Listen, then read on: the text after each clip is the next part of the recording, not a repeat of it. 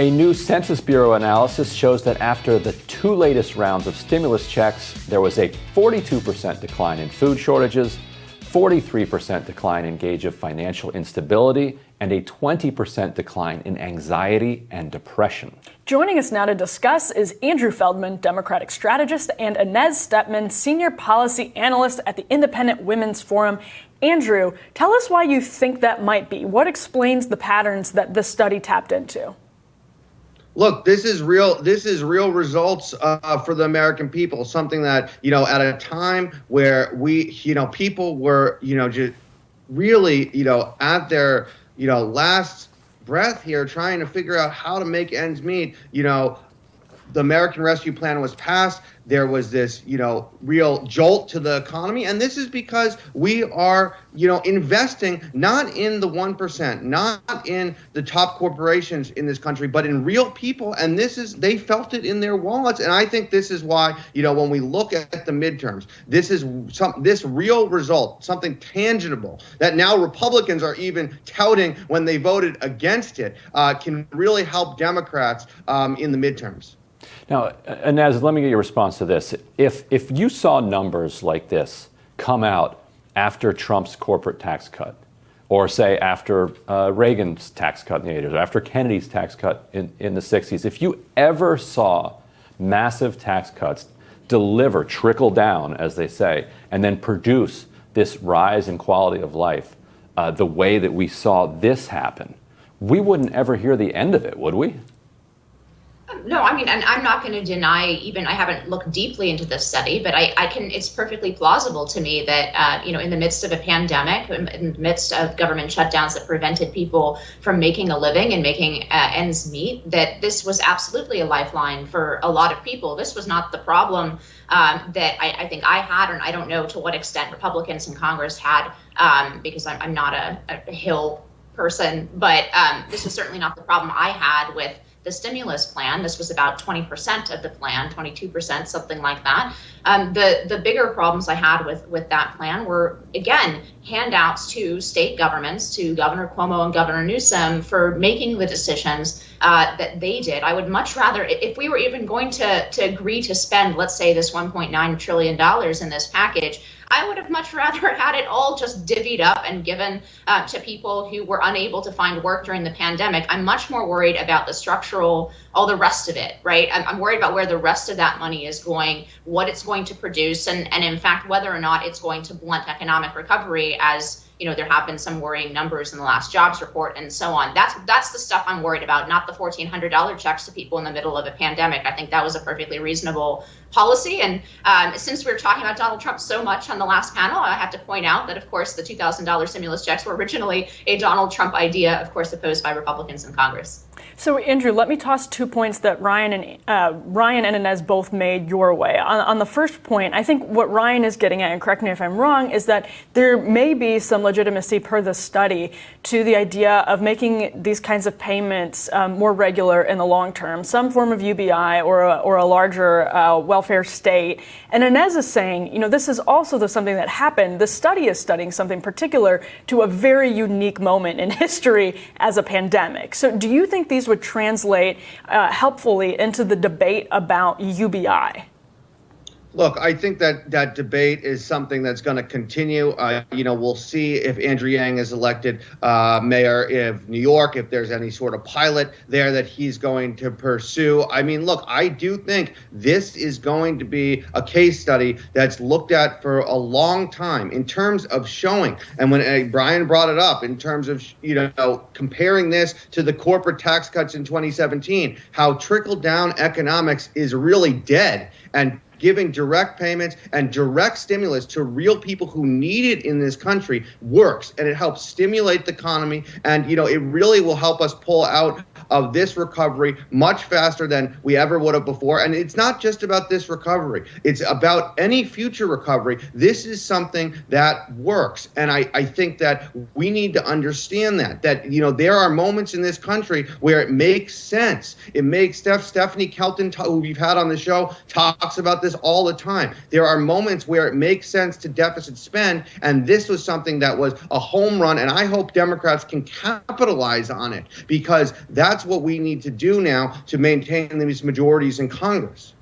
And what's so poignant to me about these survey results is that it shows us not just that poverty is a policy choice, not just that hunger is a policy choice, but even in many cases, depression and anxiety are policy choices. It is on a fundamental level, it's kind of heartbreaking to see the decline in anxiety and depression as a result of this. And that's not because you're not glad that those people are feeling so much better, but then you regret the decades that they spent in that anxiety and depression as a policy choice that our Congress and our leaders were making.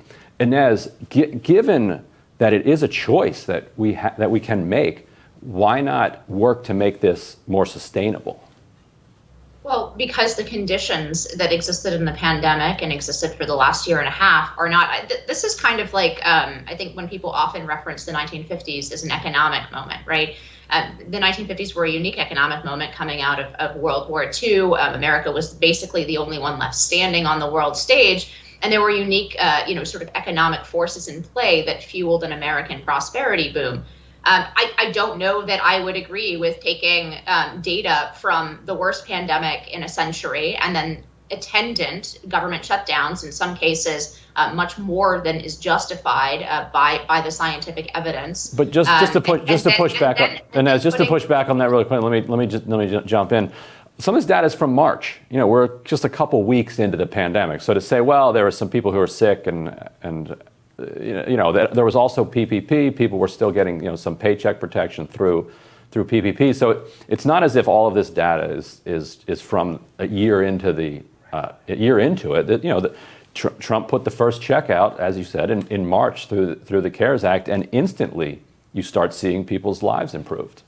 But that's in response to shutdowns. Right. It took the shutdowns and it took the pandemic to inspire Congress to do it, but that wasn't actually what was causing the misery that was ameliorated. But I agree that shutdowns, like as in that, obviously the first stimulus check in March was sent out in response to a stay-at-home order in nearly every state. And those stay-at-home orders started in March of 2020. I remember them.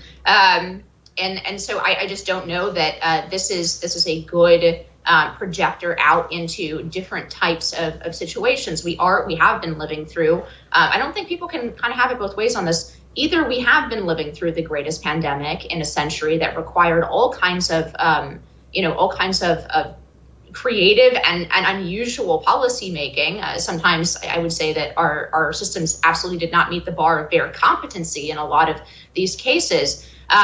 But it was an unusual situation, and I'm not sure that, for example, UBI or something that would extend direct cash payments, something like an Andrew Yang idea going forward, will have the same kinds of effects. In fact, I worry that UBI would be one way for example, UBI, I know I'm from Silicon Valley originally. This is enormously popular with tech giants, with a lot of people in the Silicon Valley industry, because they think they can just write a check essentially to people who they're going to put out of work through technological advancement. I'm not sure that that's a sustainable way to keep society going, to essentially write checks to people whose jobs are no longer necessary, quote unquote, because we've advanced technologically to the point where their jobs haven't been necessary. I do agree that a lot of these things are related to policy choices. I'm just not sure that endless stimulus checks, as opposed to targeted stimulus checks when people are under stay-at-home orders, when there is a particular once-in-a-century crisis, are necessarily the best policy solution going forward.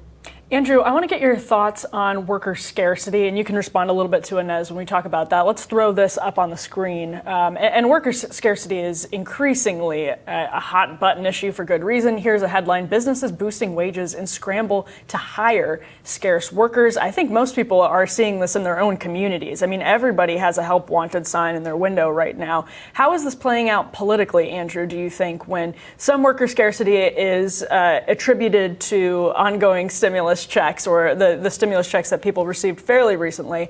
What do you think of this? What do you make of it?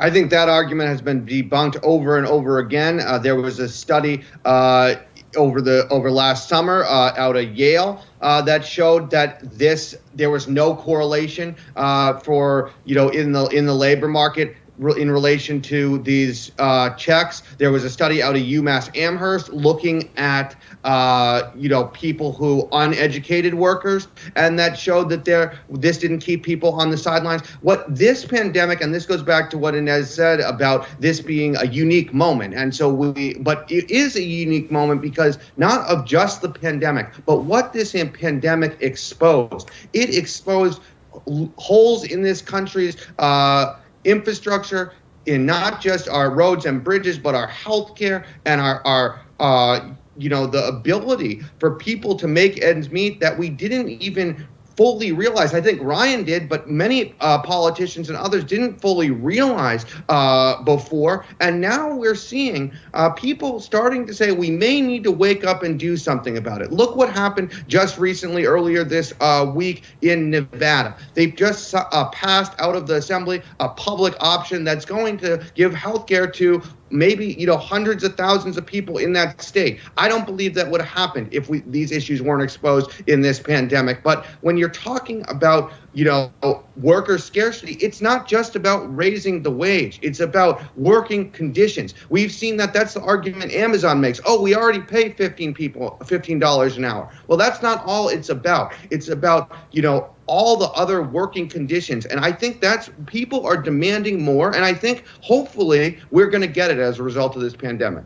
Right. And on the question of the pandemic being a unique moment, the Great Depression was a unique moment too. But a lot of policy was innovated throughout the Great Depression to respond to it. Unemployment benefits, Social Security, eventually a great society come up with Medicare. Just because something's developed in a unique moment doesn't mean you discard it. Oh, well, the war is over. We're gonna repeal unemployment. We're gonna repeal Social Security at this point. So if something is found to be working, Inez, during the pandemic, why not give it a shot after the pandemic? So the argument that I made wasn't that we should keep absolutely nothing that we learned from this pandemic. I think there are a lot of things that we will hopefully learn from this pandemic. I think it would be a real tragedy if we didn't learn from some of the major mistakes that we have made in the last year and a half. But that these results that you started this panel with may not be replicable in an environment where people are not literally by government order forced to stay home, or on the flip side are balancing the risk of going out and working in a pandemic versus the need to put food on the table. I just don't think that you can extrapolate the results of this study out. And again, I worry about programs like UBI because they disincentivize a lot of actors, especially we mentioned Amazon is I think a bad actor, especially during this pandemic. And for example, never passing on, they pass on basically nothing of the enormous profits that they've increased during the pandemic because they're on retailer onto their workers, their frontline workers who were in fact receiving the risk of continuing to work during this pandemic. So I definitely think that it's fair to criticize them for that, to criticize Amazon for that, and to criticize them for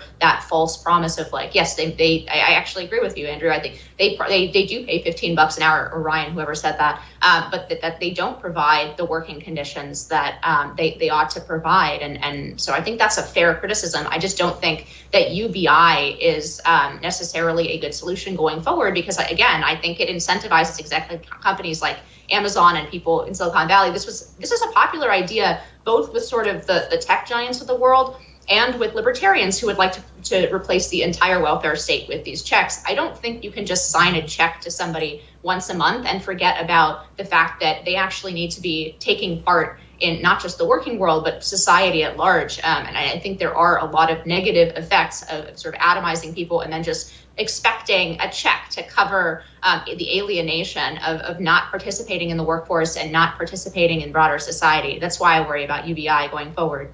That's a really interesting perspective, Inez. Inez and Andrew, thank you so much for your time. Thank you.